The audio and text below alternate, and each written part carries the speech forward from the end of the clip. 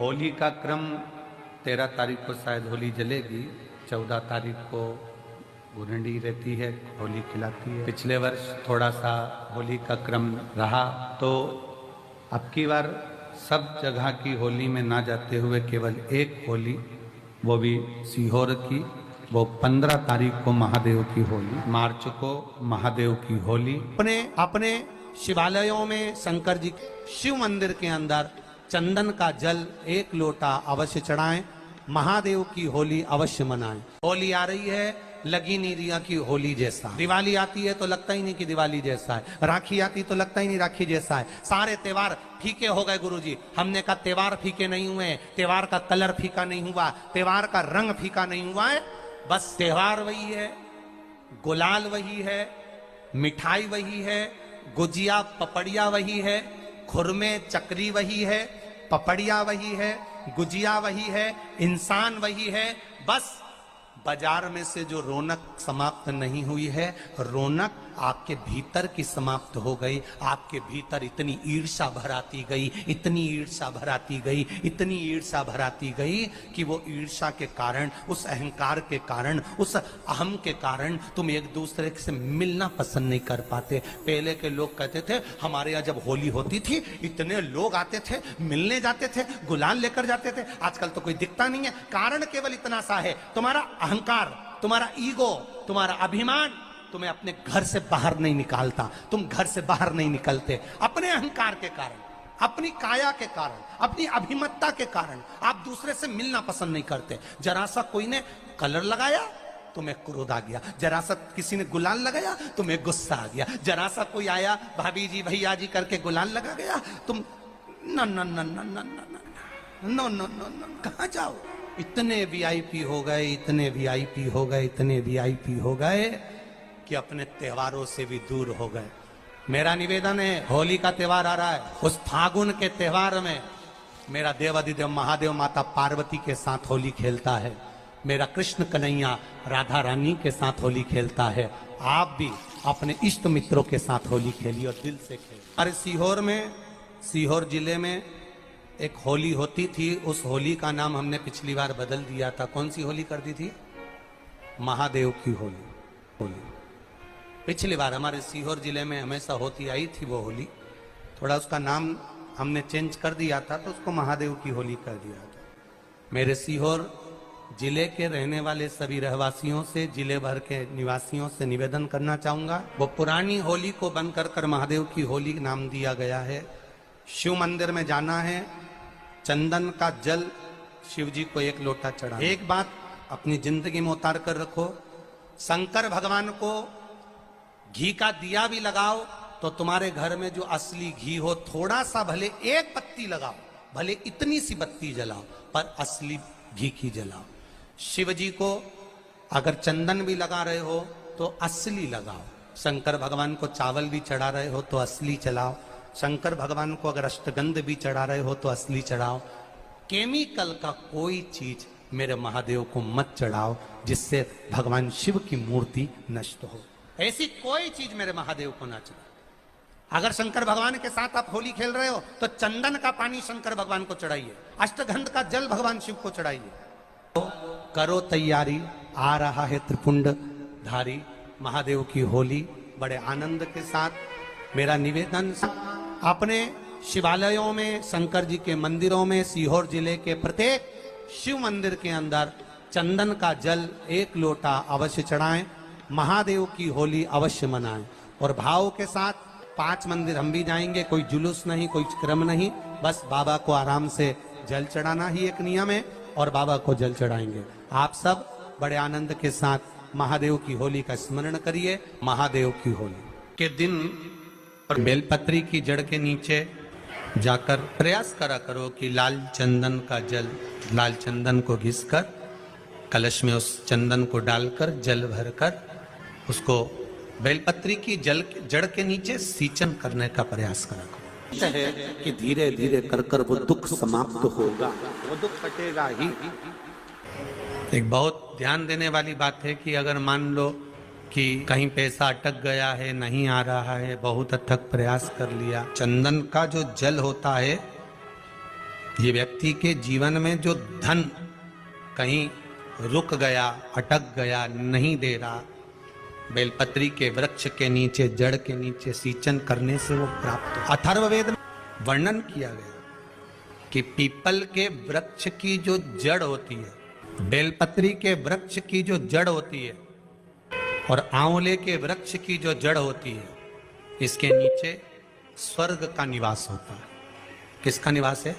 स्वर्ग का निवास। जहां पर ये वृक्ष होता है और उस वृक्ष के नीचे बैठकर हम जब किस जल का सींचन कर रहे हैं, जैसे अभी आपको कहा था कि जल में अगर लाल चंदन मिला हो और आप बेलपत्री के जड़ में सींचन कर रहे हैं तो लक्ष्मी की आवक बढ़ेगी।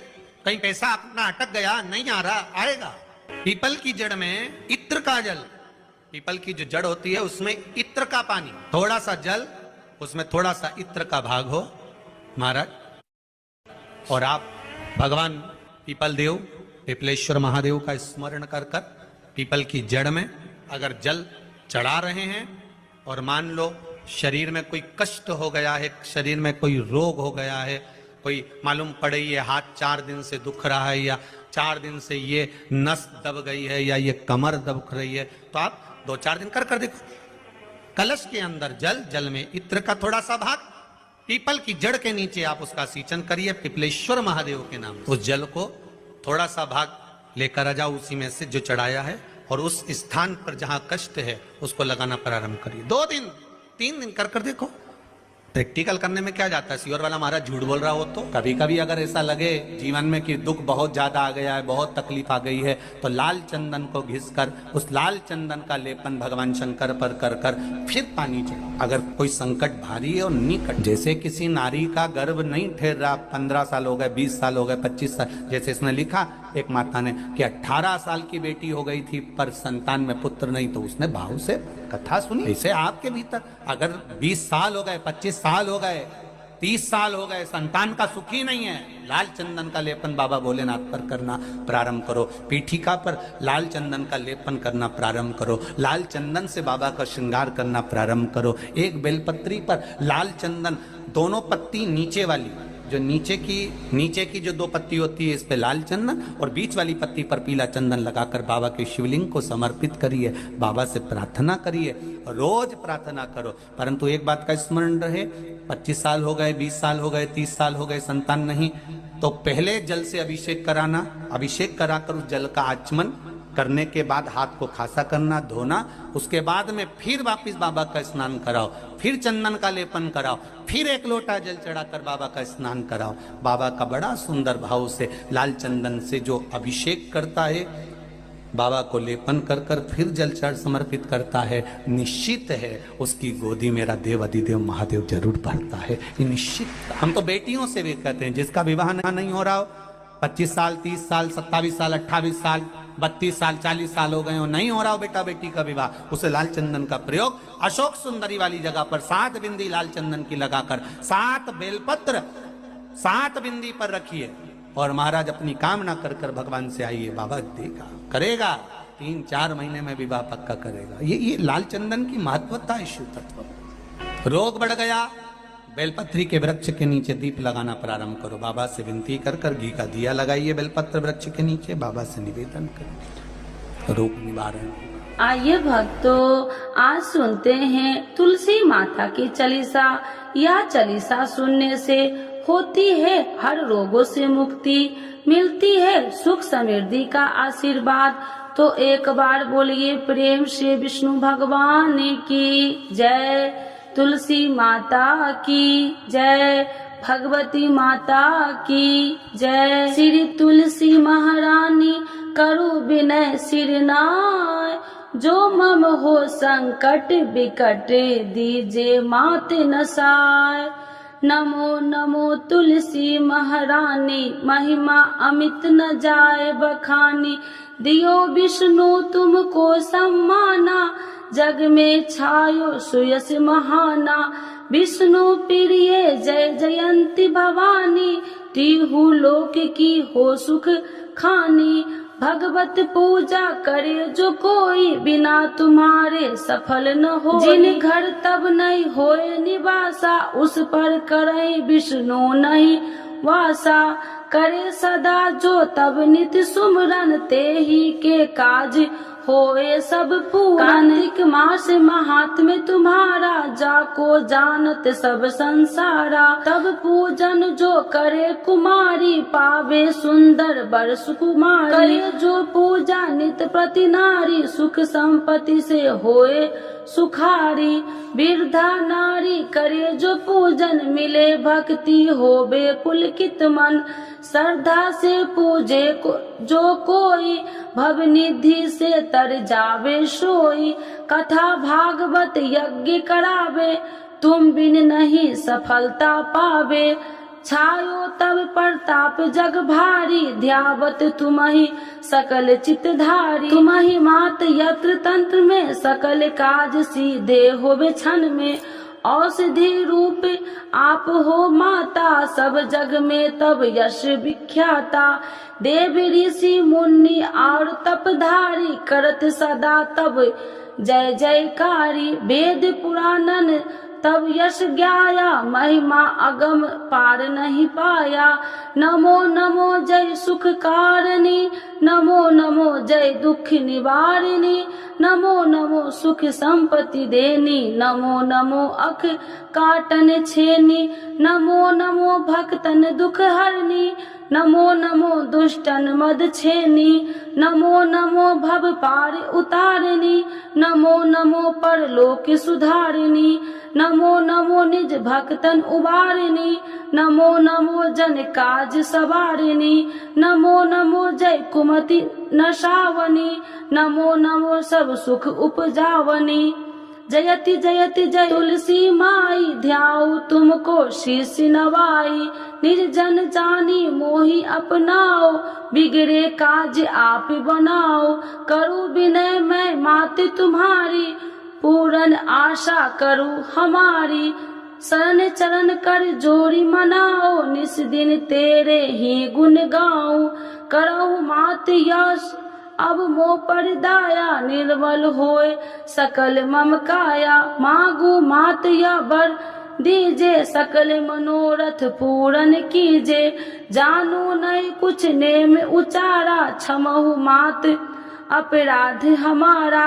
12 मास करे जो पूजा, ताशम जग में और न दूजा। प्रथम ही गंगा जल मंगवावे, फिर सुंदर स्नान करावे। चंदन अक्षत पुष्प चढ़ावे, धूप दीप नैवेद्य लगावे। करे आचमन गंगा जल से, ध्यान करे हृदय निर्मल से। पाठ करे फिर 40 की, स्तुति करे मात तुलसी की। यह विधि पूजा करे हमेशा, ताके तन नहीं रहे कलेशा। करे मास कार्तिक का साधन, शोभे नित्य पवित्र सिद्ध होई जाई। है यह कथा महा सुखदाई, पढ़े सुने सो भव तर जाई। यह श्री तुलसी चालीसा, पाठ करे जो कोई। गोविंद सो फल पावही, जो मन इच्छा होई। तो एक बार बोलिए प्रेम श्री विष्णु भगवान की जय। तुलसी माता की जय, भगवती माता की जय, सर्व देवी देवताओं की जय।